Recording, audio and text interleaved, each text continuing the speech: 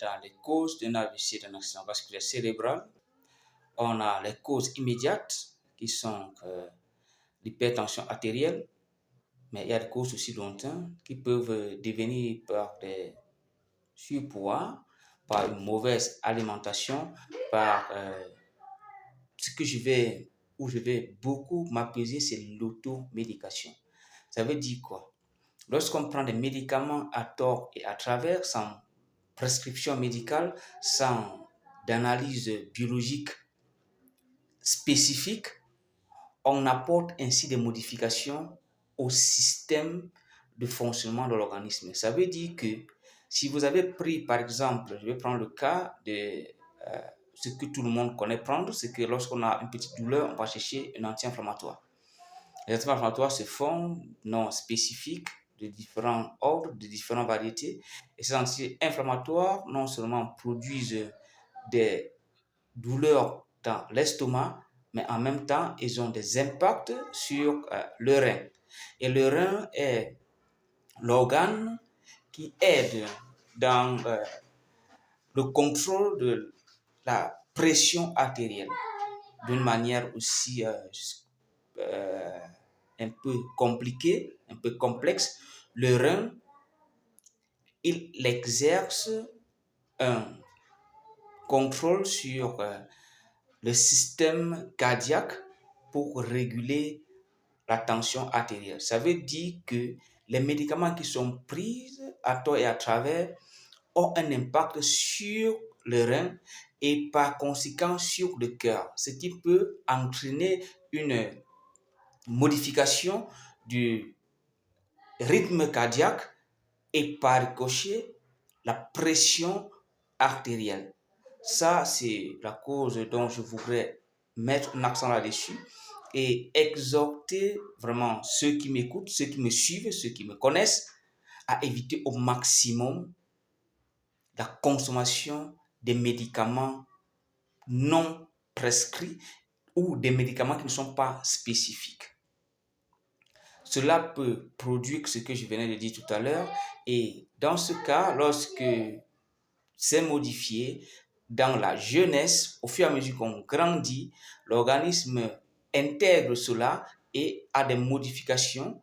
Et ainsi donc, lorsqu'on prend de l'âge, on commence à avoir des difficultés, notamment dans la production de certaines hormones qui vont également agir sur le cœur.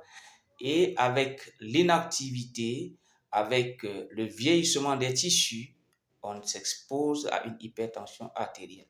Et par conséquent, on est prédisposé à faire un accident vasculaire cérébral, ce qu'on appelle un AVC. Alors, lorsqu'on a un AVC, l'AVC, il y en a deux types. Il y en a trois, autant pour moi. Il y a un AIT qui n'est pas un AVC proprement dit, c'est-à-dire que c'est un accident ischémique transitoire qui peut durer dans l'ordre de quelques heures, c'est-à-dire on peut sentir une faiblesse de l'hémicorps ou d'une partie d'un membre pendant un laps de temps et après ça se remet. Ça, c'est un signe d'alerte à aller consulter très rapidement un cardiologue ou un médecin généraliste. Là, pour avoir certains examens qui vont essayer de voir qu'est-ce qui se passe dans l'organisme. Deuxièmement, il y a l'AVC qu'on parle d'un AVC ischémique, c'est-à-dire que lorsque les vaisseaux que je disais, comme je disais tout à l'heure, ont eu une vasoconstriction, c'est-à-dire que ça s'est rétréci. Et c'est ce rétrécissement-là qui va demander au cœur d'avoir plus de pression pour que le sang passe. Et toutes ces pressions-là, en quelque sorte, vont presser sur ces vaisseaux, notamment dans le cœur, parce que le sang va partir du cœur pour aller au cerveau, parce que le cerveau est le lieu où tout est enregistré, où tout se passe, et il a besoin d'assez de sang et d'oxygène pour mieux fonctionner. Donc, la pression donc va aller, et puis l'innervation dans le cerveau doit être obstruée par un caillot ou par une constriction excessive du vaisseau sanguin dans le cerveau. Et là, on va parler d'un AVC ischémique. Dans ce cas, il est possible d'avoir de la récupération, c'est-à-dire que lorsqu'il y a cet impact dans un hémisphère, c'est-à-dire dans une partie du cerveau, ça affecte une partie du corps. Ça veut dire que ce corps ne reçoit plus le message qui vient du cerveau, il n'y a plus rien qui le commande. À ce moment, il faut tout de suite, après la prise en charge médicale, se référer à la rééducation d'un kinésithérapeute. La rééducation se fera et la récupération est plus précoce lorsqu'on a commencé très tôt dans un AVC ischémique. Donc, en plus des médicaments dont les médecins, les cardiologues vont prescrire, le kinésithérapeute viendra donc essayer de faire le chemin retour comme le message ne part pas de cerveau pour les membres, le kinésithérapeute prend maintenant le chemin retour, il essaie d'utiliser les membres pour renvoyer le message au cerveau, pour ainsi renouer le boucle de fonctionnement des messages vers l'effecteur et d'effecteur vers le cerveau. Troisième type, l'AVC qui est dit hémorragique. Ce cas d'AVC est un cas qui est vraiment grave, qui est selon le degré et le vaisseau qui atteint, c'est vraiment grave. Grave parce que on ne doit pas souffrir uniquement des séquelles qui est une hémiplégie, mais on peut également avoir le cerveau qui baigne et qui nage dans du sang.